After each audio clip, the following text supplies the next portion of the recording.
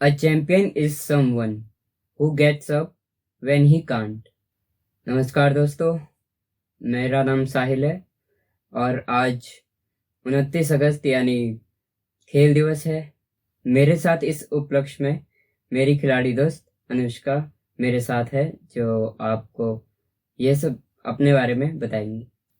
नमस्कार दोस्तों, मैं अनुष्का दुबे और आज राष्ट्रीय खेल दिवस 29 अगस्त के उपलक्ष्य पर मेजर ध्यानचंद के जन्मदिन पर ये खेल दिवस मनाते हैं हम, जिन्होंने अपनी हॉकी जैसे मैजिक में जादू की छड़ी होती है, उन्होंने अपनी हॉकी स्टिक से ऐसी जादूगरी की कि पूरे विश्व भर में वो मेजर ध्यानचंद, जादूगर मेजर ध्यानचंद के नाम से कहलाए। अब मैं साहिल से बोलना चाहूँगी कि साहिल, आप कुछ बताएं मेजर ध्यानचंद के बारे में। जी बिल्कुल, मैं बताऊंगा कि उन्हें जादूगर किस लिए कहा जाता है।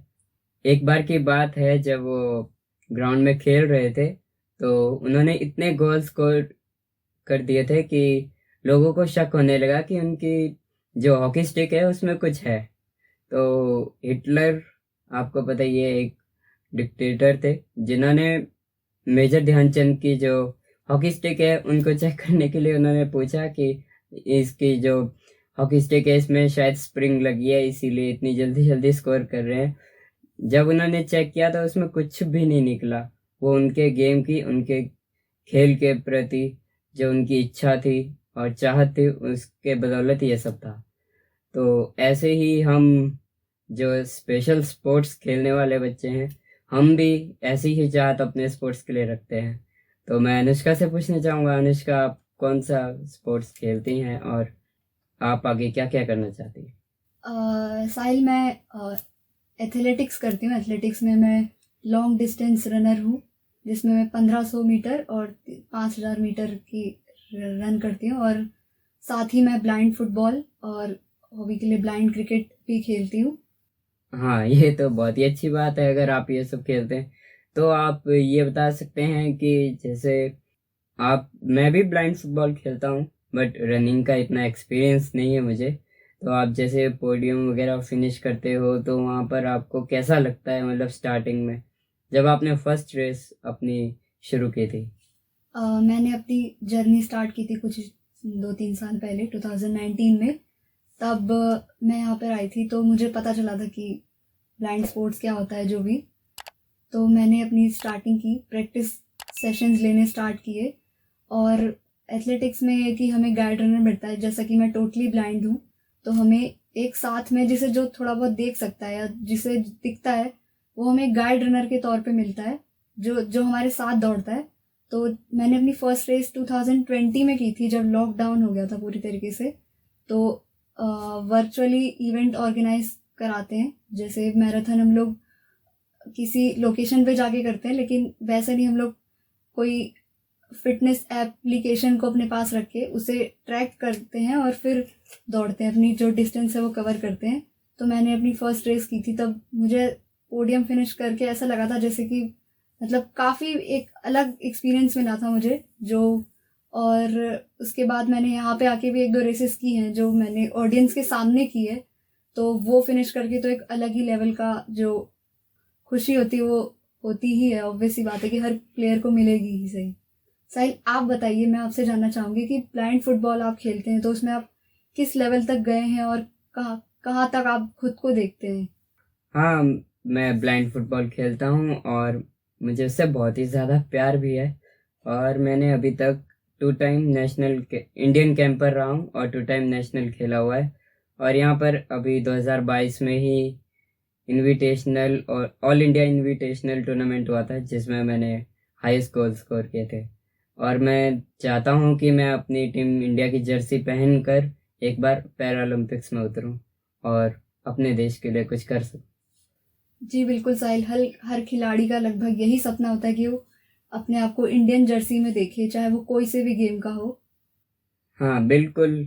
और मैं तो चाहता हूँ कि जो हमारे श्रोता हमें सुन रहे हैं उनको मैं यही कहना चाहूँगा कि आप भी उठिए और स्पोर्ट्स कीजिए।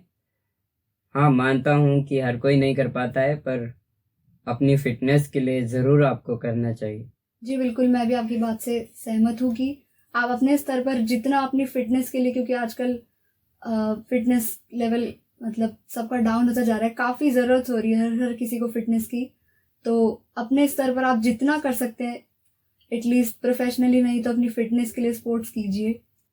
हाँ, बिल्कुल सही बात है ये कि स्पोर्ट्स करना ही चाहिए। और बाकी मैं आपसे एक क्वेश्चन पूछना चाहूँगा कि एक गर्ल होते हुए आपको क्या-क्या मतलब प्रॉब्लम आई रनिंग स्टार्ट करना और बाकी आप अपना डे कैसे मैनेज करते हो?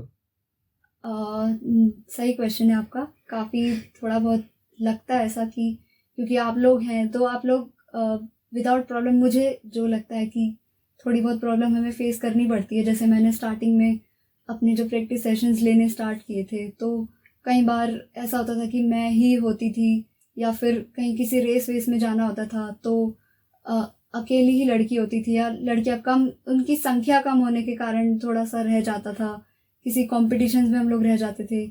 और जब मैं लॉकडाउन में कर रही थी तब एक ही जगह पर हम लोग को मैनेज करना, उसी छोटे एरिया में मैनेज करना और वहाँ पे अपने डिस्टेंस कवर करने में थोड़ी बहुत दिक्कत आती थी, लेकिन अ, उससे फिर रिकवर करना और आगे आगे खेलना, मेरे मानने से हर लड़की को स्पोर्ट्स करना चाहिए और एटलीस्ट अपने आप को थोड़ा बहुत दिखाना चाहिए कि नहीं, गर्ल्स भी किसी गेम में आगे हो सकती हैं, चाहे वो फुटबॉल हो, क्रिकेट हो, कोई सा भी गेम हो, चाहे रेसलिंग, कबड्डी, बॉक्सिंग, हर गेम में आगे नहीं है क्योंकि हमें मैरी कॉम भी मिली है और मिताली राज भी। वाओ! मैंने दोनों का नाम सुना है और काफ़ी अच्छा लगता है इनका नाम सुनकर। और बाकी गर्ल्स को अब उठना होगा क्योंकि अनुष्का जो मेरी साथी खिलाड़ी हैं और मेरी क्लासमेट भी है इवन, उन्होंने आपको चैलेंज किया कि उठो। और बाकी मैं ये कहना चाहूँगा कि सभी लोगों को अपने साथ जागरूकता फैलानी चाहिए कि स्पेशल स्पोर्ट्स भी कुछ होता है और इसमें एडिक्टिव होते हैं बट इसमें बहुत ही मज़ा आता है। आइए एक बार आप लोग देख देख भी सकते हैं, यूट्यूब पर भी बहुत सारी वीडियोस हैं जिसमें आप देख सकते हैं। और बाकी मैं ये पूछना चाहूँगा, जैसे हम लोग तो चले जाते हैं बाहर, जैसे बेंगलोर, कोची, केरला, यहाँ सब चले जाते हैं। और आपका इस बारे में क्या कहना है कि कभी टूर वूर वगैरह के ऊपर? ऐसा है कि हमें अभी तक उतना चांस नहीं मिल पाता है। अभी जब से मैंने मुझे स्टार्ट किए 2019 से, मैं और आज 2022 चल रहा है, तो कॉम्पिटिशन्स कम मिल पाते हैं, लेकिन हमारी कोशिश यही रहेगी कि जितने भी मिलेंगे हम उसमें बेस्ट दे सके जिससे आने वाली जो गर्ल्स हैं उनको बेनिफिट मिल सके। हाँ, बिल्कुल वो कॉन्फिडेंस फ़ील करेंगी और आपसे ही मोटिवेट होकर वो उठेंगी और गर्ल्स भी हमारी आगे निकलेंगी। और मैं ये पूछना चाहूँगा कि आपके जो पहले आपने बताया कि आप ओनली एक ही गर्ल या फिर गर्ल्स की संख्या कम होती थी। तो मैं आजकल जो देखता हूँ कि स्पोर्ट्स में गर्ल्स की संख्या बढ़ गई है और हमारे पास इक्विपमेंट्स भी बढ़ गए हैं। तो इसका श्रेय आप किसे देना चाहोगे? अपने आप को या अपनी परफ़ॉर्मेंस को? इक्विपमेंट्स की जहाँ तक हम बात करें तो जब से हमारे जो संस्थान में हिमोत्थान टाटा ट्रस्ट का सपोर्ट आया है तब से ये जो स्पोर्ट्स का लेवल ऑफ स्पोर्ट्स है वो बढ़ा है हमारे यहाँ पे। तो रिजल्ट्स मेरे मानने से ज़्यादा मिल रहे हैं क्योंकि इक्विपमेंट बड़े हैं हमारे पास और ग्राउंड जो अच्छा मेंटेन हुआ है। तो और काफ़ी मतलब गर्ल्स की जो परफॉर्मेंस है वो भी अच्छी देखने को मिल रही है क्योंकि और गर्ल्स की स्पेशली संख्या वो बढ़ी है अभी कुछ आने वाले 1-1.5 साल से। काफ़ी गर्ल्स ऐसे नहीं कि सिर्फ एथलेटिक्स ही, तीनों गेम्स में जो है मेन है, ब्लाइंड फुटबॉल में, ब्लाइंड क्रिकेट में और एथलेटिक्स में काफ़ी गर्ल्स अब हिस्सा लेने लग गई हैं और इंटरेस्ट लेने लग गई है। तो हिमोत्थान टाटा ट्रस्ट के बारे में मैं साहिल से पूछना चाहूँगी कि आप उसको कहाँ देखते हैं और क्या मतलब आपको रिजल्ट्स मिले हैं हिमोत्थान टाटा ट्रस्ट के यहाँ हमारे संस्थान में आने से? मुझे तो बहुत ही खुशी हुई थी जब पहली बार मुझे पता चला कि हिमोत्थान टाटा ट्रस्ट हमें स्पॉन्सर कर रहे हैं। और क्योंकि हम मेहनत कर रहे थे बहुत ही पहले से, विदाउट इक्विपमेंट हम खेलते थे, तो कभी कभी हमें चोट भी लग जाती थी और अनइवन ग्राउंड होने की वजह से हमारा पैर भी मुड़ जाता था और हमारे पास प्रॉपर कोई भी चीज़ नहीं थी। बट जब से हिमोत्थान टाटा ट्रस्ट हमारे संस्थान के साथ मिलकर हमें सपोर्ट करने लगा है, तब से हमारा गेम भी इम्प्रूव हुआ है और कई सारे लोगों को इंटरेस्ट भी आया है स्पोर्ट्स में। और स्पोर्ट्स डे पर मैं सभी को ये कहना चाहूँगा कि आप भी उठिए और स्पोर्ट्स कीजिए, आपको भी लोग हेल्प करेंगे। ये मत सोचिए कि मैं मैं नहीं कर पाऊँगा, अगर मैं कर भी लूँगा तो क्या मिलेगा। इवन आपको फिटनेस मिल रही है, आप डॉक्टर से दूर रह रहे हैं। सिर्फ सेब खाकर ही डॉक्टर से दूर नहीं रहा जा सकता है, स्पोर्ट्स करके भी आप डॉक्टर से दूर रह सकते हैं। और बाकी हिमोत्थान और हमारे संस्थान NIPVD के बारे में भी मैं बहुत ही खुश हूँ इस चीज़ से कि उन्होंने भी हमें बहुत सारे चांसेस दिए कि हम जा सके बाहर और अपने कैंपस में हम प्रैक्टिस कर सके। एक अच्छा ग्राउंड है हमारे पास। Thank you NIPVD। और अनुष्का, मैं अब आपसे एक ऐसा क्वेश्चन पूछने वाला हूँ जो शायद आपको अच्छा लगे।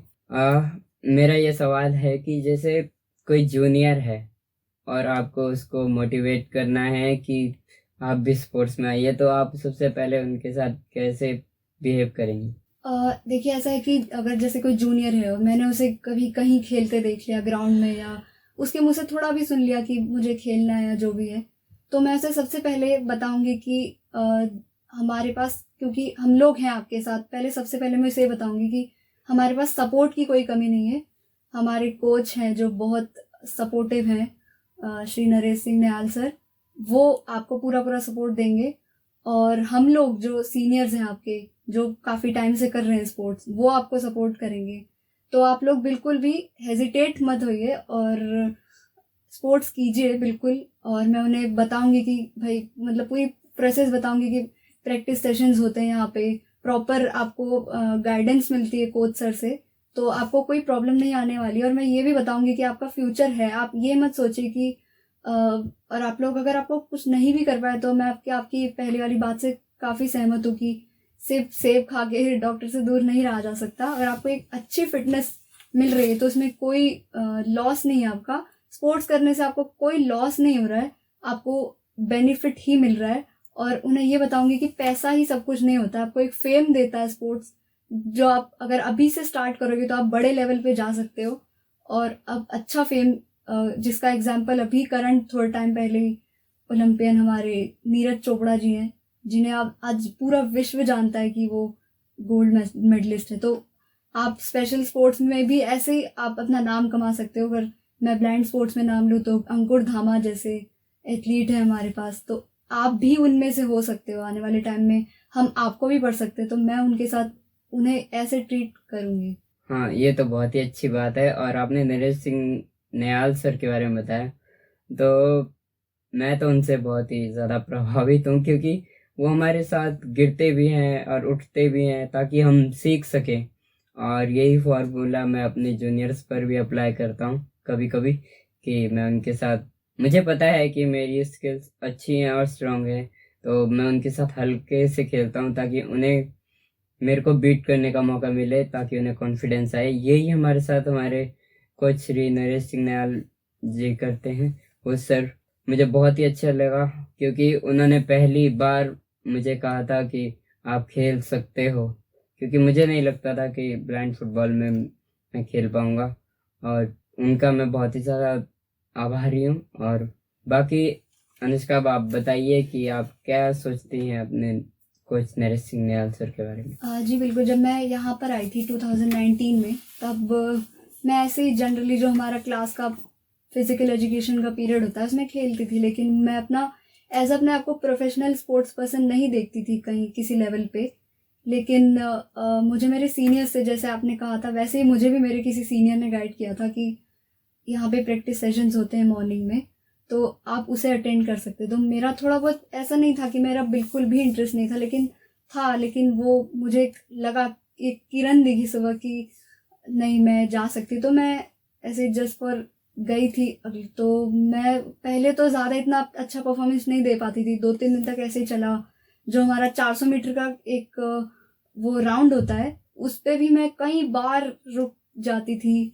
तो सर मुझे बोलते थे कि नहीं नहीं चल। और 1-2 दिन बाद ही ऐसा टाइम आ गया कि मैंने कंटिन्यूसली 1 आवर 5 मिनट्स रनिंग की थी। तब पहली बार सर ने मुझे बोला था कि अब कंटिन्यू आना और रोज़ रेगुलर प्रैक्टिस करना, तब से मुझे लगा नहीं शायद मेरे अंदर भी कुछ है पोटेंशियल जो मेरे को आगे लेके जाएगा स्पोर्ट्स में, और मैं प्रोफेशनली इसे खुद को देख पाऊंगी इसके अंदर।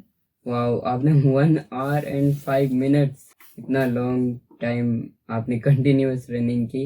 अब मैं आपसे एक चीज़ और पूछना चाहूँगा कि आप अपनी स्टडीज़ और स्पोर्ट्स के टाइम में कैसे मैनेज करते हो?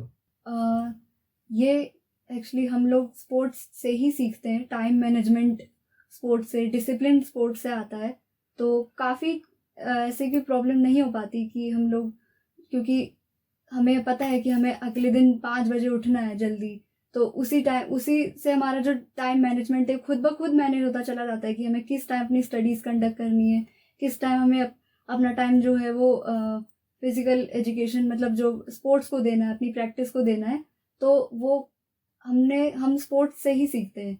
और साहिल, मैं आपसे ये जानना चाहती हूँ कि आप जितने भी टाइम से स्पोर्ट्स कर रहे हैं, आपके ब्लाइंड फुटबॉल में आपको क्या मतलब प्रॉब्लम्स फेस करनी पड़ी और आप उनसे कैसे आगे आए, और आपने इंडियन कैंपर रह चुके हैं, तो आप वहाँ तक का क्या सफ़र रहा और क्या जर्नी रही आपकी?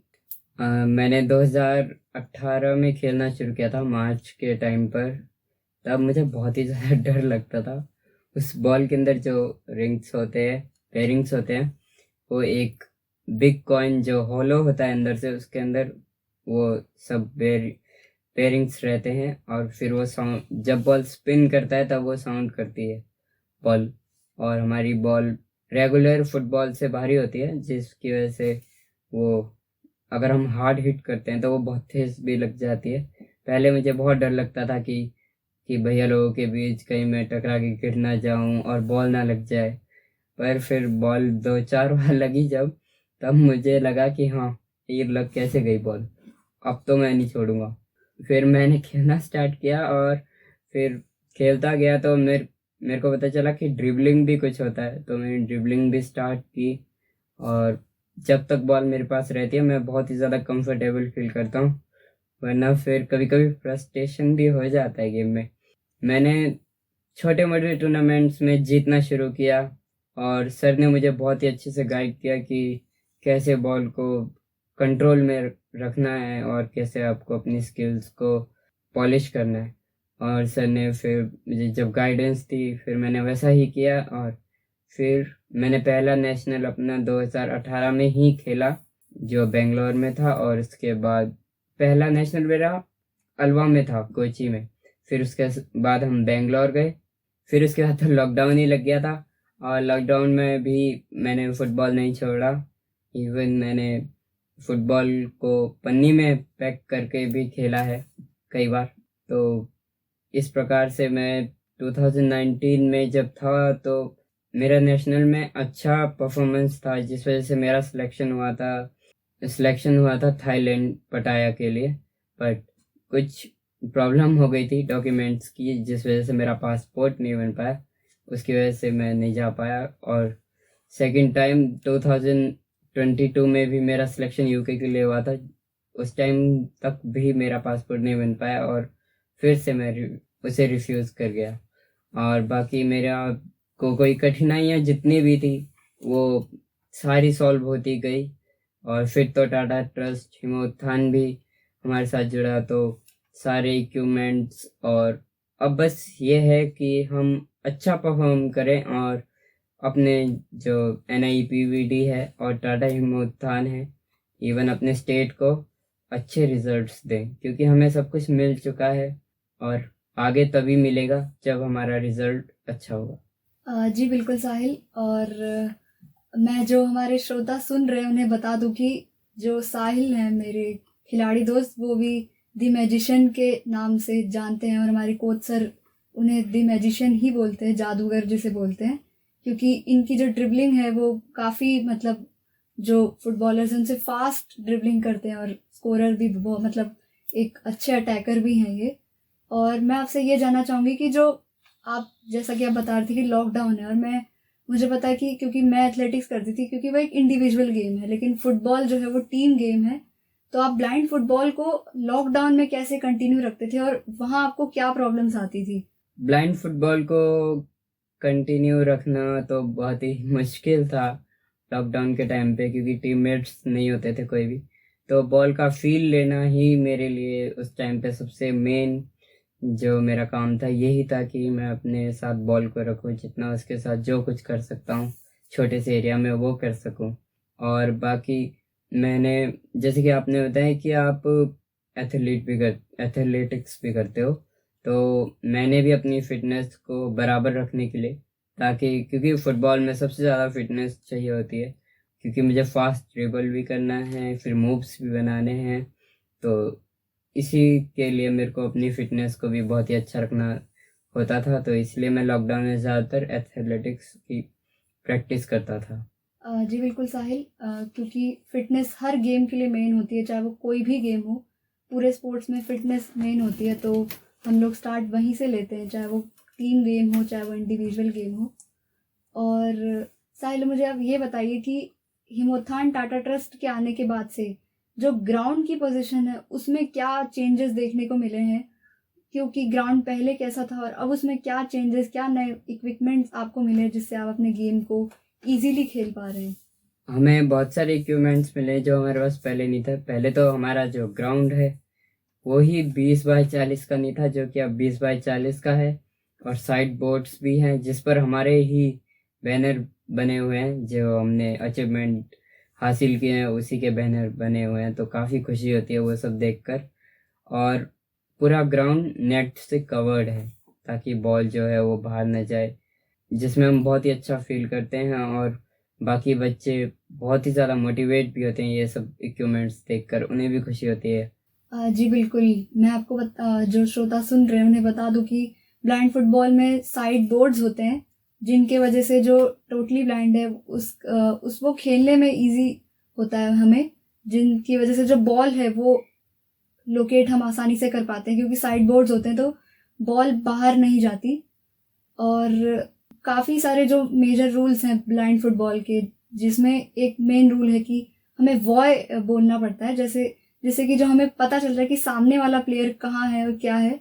और हमें हेड गार्ड्स भी पहनने होते हैं, जिसमें हम मतलब चाहे वो टोटली ब्लाइंड ही हो, लेकिन हमें आई पैचिंग करनी होती है, हेड गार्ड पहनना पड़ता है, जिससे टोटली ब्लाइंड जो होता है वो एक दूसरे से टकराए ना।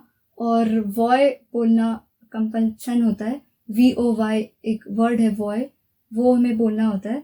तो साहिल, कुछ और बताइए जो ब्लाइंड फुटबॉल के बारे में, क्योंकि आप प्रोफेशनली आपका गेम ब्लाइंड फुटबॉल है।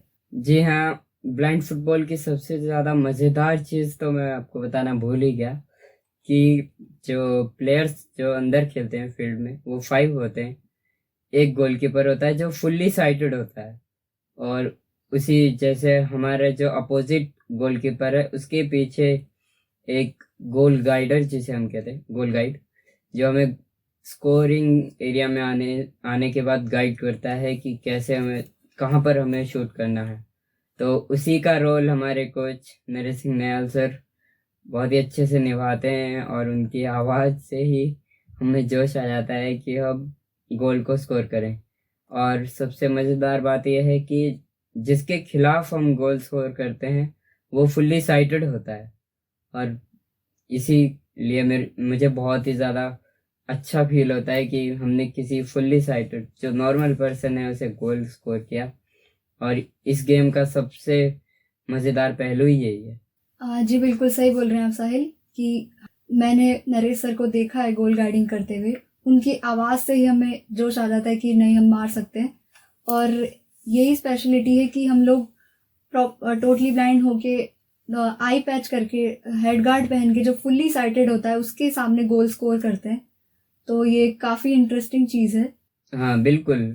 अच्छा अनुष्का, एक बात है कि जैसे हम लोग ट्रेवल करते हैं टूर्स में और बाकी इन सब चीज़ों में, इन सब चीज़ों से आपको क्या क्या सीखने को मिला है आज तक, अगर आपने ज़्यादा ट्रेवल किया है तो? देखिए, मैं 2019 में यहाँ पर आई हूँ, तो मुझे ज़्यादा कंपटीशन मिला नहीं है। जो मिला है वो इन देहरादून ही मिला है, मतलब या तो फिर लॉकडाउन में मैंने जो रेसेस की थी वो घर पे ही थी, और जो कंपटीशन लेवल मिला है वो मुझे डिस्ट्रिक्ट में मिला है, जो देहरादून के आसपास की जगह है।